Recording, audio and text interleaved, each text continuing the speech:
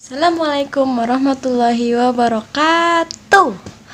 Perkenalkan, di sini saya Sylvi Sulfana. Saya berasal dari kampus TEIN, Sekolah Tinggi Ekonomi Internasional. Di sini saya akan menjelaskan tentang ilmu alamiah dasar. Oh iya, pasti kalian kepo ya. Ini siapa? Ini Pino, kucing aku.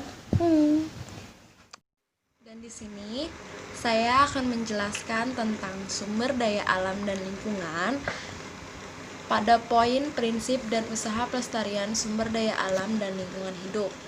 Di sini tertera ya guys, nama saya, nomor induk mahasiswa saya, dan kelas saya. Nah, di sini saya akan menjelaskan prinsip pengelolaan sumber daya alam. Nah, poin pertama itu, manusia adalah makhluk hidup yang bergantung kepada alam, juga hidup lainnya. Yang dimaksud itu, sebagai contoh ya, manusia memenuhi kebutuhan hidupnya dengan cara apa? Yang pertama, dengan cara makan dari tumbuhan, terus dari tumbuhan dan hewan, ya kan. Terus kita hidup juga dari alam yang menghasilkan air, tanah yang menghasilkan air. Nah, yang kedua, sumber daya alam sendiri ada yang memiliki sifat dapat diperbaharui dan tidak dapat diperbaharui. Kalau yang dapat diperbaharui, contoh kayak tanaman. Tidak dapat diperbaharui, contoh kayak minyak bumi. Itu kan sebenarnya minyak bumi itu bisa diperbaharui, cuman dalam jangka waktu yang sangat lama, sangat lama, dan itu langka ya.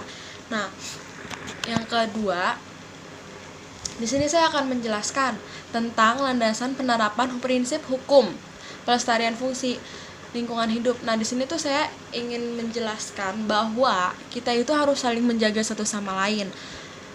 Harus melestarikan lingkungan hidup. Di sini soalnya ada tertera beberapa undang-undang. Yang pertama, pasal 6 ayat 1 atau UU PLH yang menyebutkan bahwa setiap orang berkewajiban memelihara kelestarian fungsi lingkungan hidup serta mencegah dan menanggulangi pencemaran dan kerusakan fungsi lingkungan hidup. Di situ udah tertera ya guys, kita harus memelihara kelestarian hidup.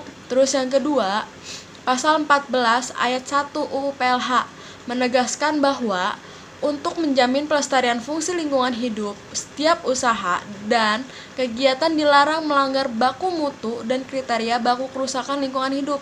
Di sini ada kejelasan ya, kita nggak boleh dilarang melanggar baku mutu dan kriteria baku kerusakan lingkungan hidup. Di situ sudah tertera dan sudah dijelaskan sangat jelas.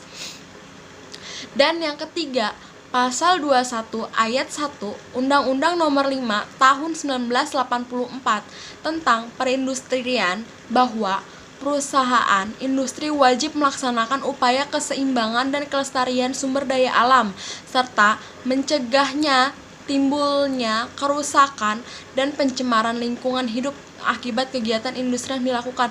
Nah, yang dimaksud pasal ketiga ini, setiap perusahaan apapun yang dibangun, kan kalau perusahaan itu akan menghasilkan limbah itu kan sangat berbahaya, mencemarkan lingkungan, ya kan. Dan gimana caranya perusahaan itu tidak mencemarkan lingkungan? Dengan cara membuang limbah tidak sembarangan pada tempatnya, tidak seenaknya membuang limbah.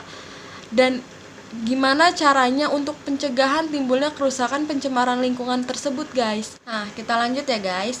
Nah, sini saya akan menjelaskan lagi tentang prinsip pengelolaan sumber daya alam. Itu ada beberapa, kalau nggak salah ada 5 caranya. Prinsipnya ya. Yang pertama, prinsip optimal. Salah satu prinsip yang mengelola sumber daya alam adalah digunakan secara optimal. Ada tertuangnya juga di Undang-Undang Dasar 1945 pasal 33 ayat 3 bahwa bumi, air, dan kekayaan alam yang terkandung di dalamnya dikuasai oleh negara dan dipergunakan sebesar-besarnya kemakmuran rakyat. Dari sini udah jelaskan kan apa yang dimaksud oleh undang-undang. Itu kita menanam apapun itu untuk kita semua, untuk kemakmuran rakyat, untuk warga Indonesia, bukan untuk Indonesia aja, untuk seluruh dunia sebenarnya. Nah, yang kedua, prinsip lestari. Prinsip pengelolaan sumber daya alam yang kedua, prinsip lestari. Lestari sendiri artinya keseimbangan, seimbang dan utuh. Seimbang. nggak boleh melenceng. Nah, beberapa contoh prinsip lestari itu. Yang pertama, penggunaan pupuk organik atau alami. Itu harus seimbang ya, nggak boleh berlebihan dan nggak boleh kekurangan, harus pas. Kalau kelebihan bisa mati, kalau kekurangan pun bisa mati pada tumbuhan. Terus penggunaan pestisida sesuai dengan kebutuhan, sama, nggak boleh berlebihan. Terus pelestarian tanah, gimana sih cara pelestarian tanah? Yang pertama, kita bisa nyiram tanah, atau kita tanam pohonnya kita siram tanah, itu akan menghasilkan air. Nah, yang keempat, ada prinsip efisien. Prinsip efisien itu artinya hemat. Apa sih yang dimaksud dengan hemat? Kita hemat dalam penggunaan apapun, mulai dari air, kayak tadi, pupuk, semua tuh harus hemat, nggak boleh berlebihan dan nggak boleh boros. Sampai sini paham ya? Nah, yang kedua, pelestarian sumber daya alam. Gimana sih caranya? Usahanya nih usahanya. Gimana sih caranya? Nah, yang dilakukan itu konservasi SDA seperti Suaka Marga Satwa. Pemerintah membuka Suaka Marga Satwa, cagar alam, taman nasional.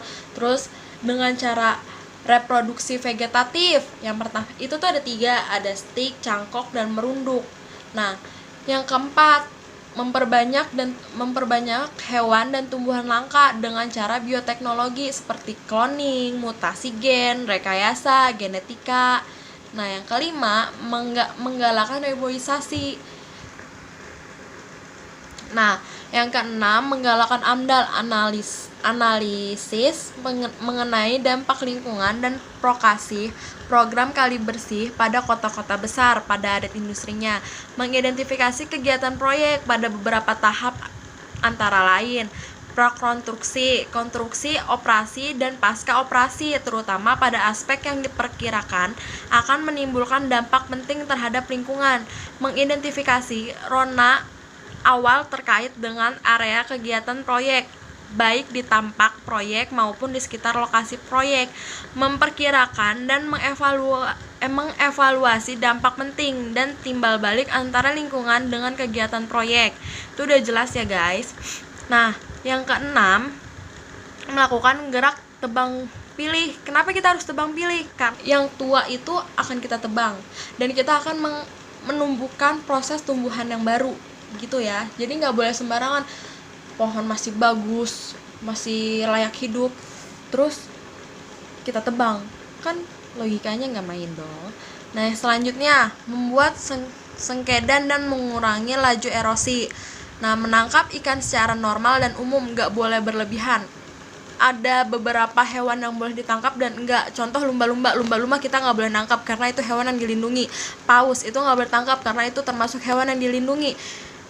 Ada beberapa ya yang nggak boleh ya. Nah, menggali hasil tambang dengan memperhatikan buangan limbahnya.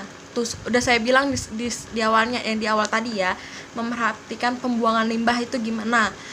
Nah, menggali hasil tambang dengan memperhatikan buangan limbah. Nah, menjaga kawasan tangkapan hujan seperti kawasan pegunungan yang harus selalu adanya pengaturan terhadap penggunaan air bersih oleh pemerintah. Nah, terus Clean Air Act dibuat oleh pemerintah dan menambah pajak bagi industri yang melakukan pencemaran udara. Mengembangkan teknologi yang ramah lingkungan dan dapat diperbaharui, di antara lainnya full coal dan solar coal.